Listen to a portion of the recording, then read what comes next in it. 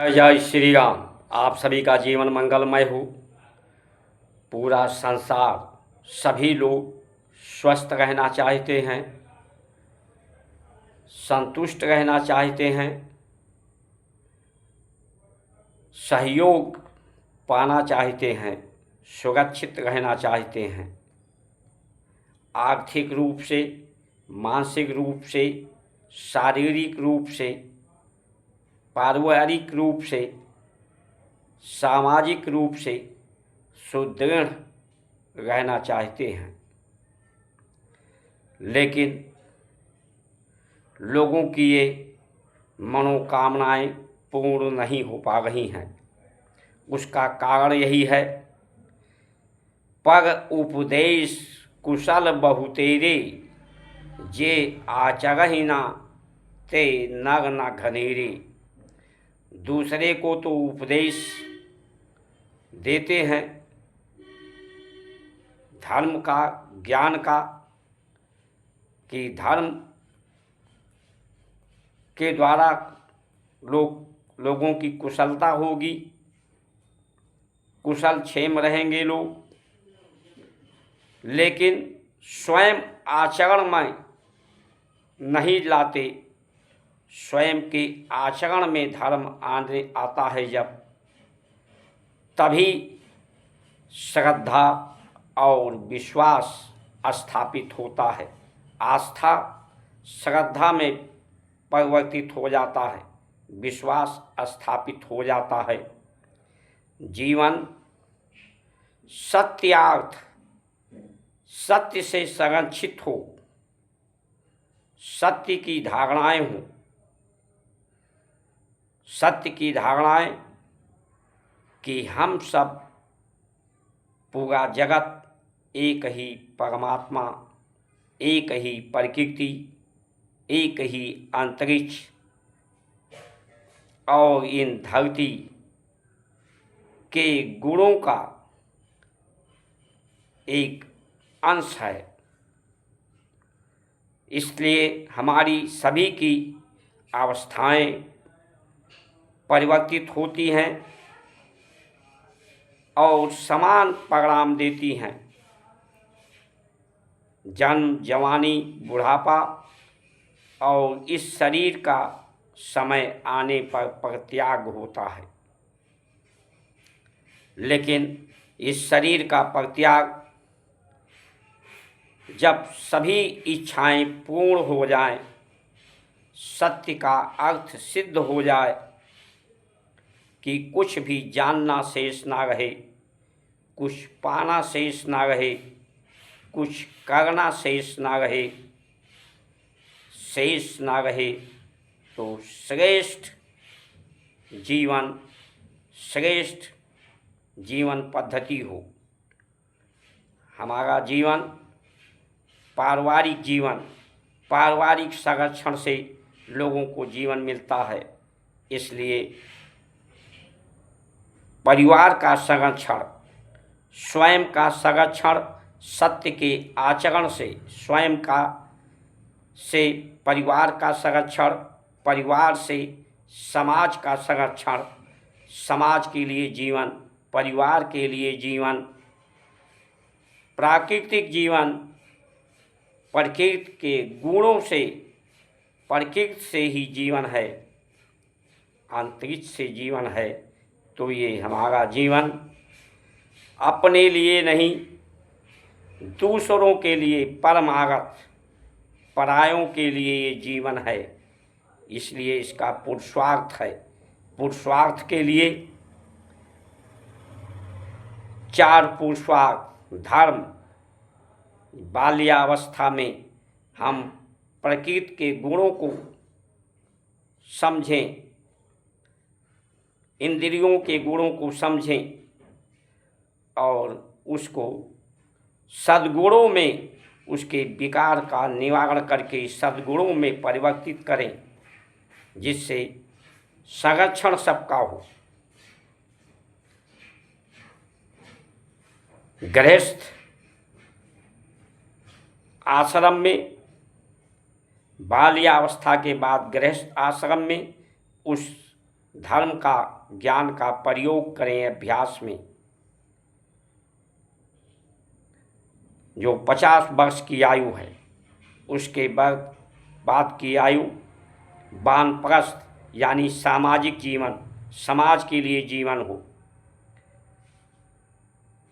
60 के बाद की आयु जो है वो संन्यास का जीवन हो, सामाजिक कार्यों से भी विगत हो करके शांत, स्वयं के शांति के लिए, संतुष्टि के लिए, एकाग्रता के लिए, एकांत वास में के लिए जीवन है। इसलिए 4 पुरुषार्थ धर्म अर्थ काम मोक्ष, 4 आश्रम ब्रह्मचर्य गृहस्थ वानप्रस्थ संन्यास, 4 वर्ण शूद्र वैश्य क्षत्रिय ब्राह्मण।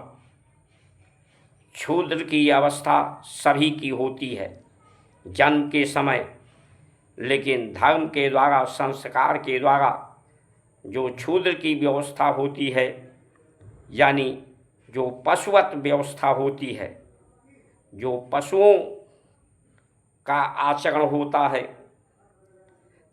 कि जो जितना अधिक मानसिक रूप से, शारीरिक रूप से, बौद्धिक रूप से ज़्यादा सक्षम होता है, वो अपने कमज़ोर को हानि पहुंचाता है।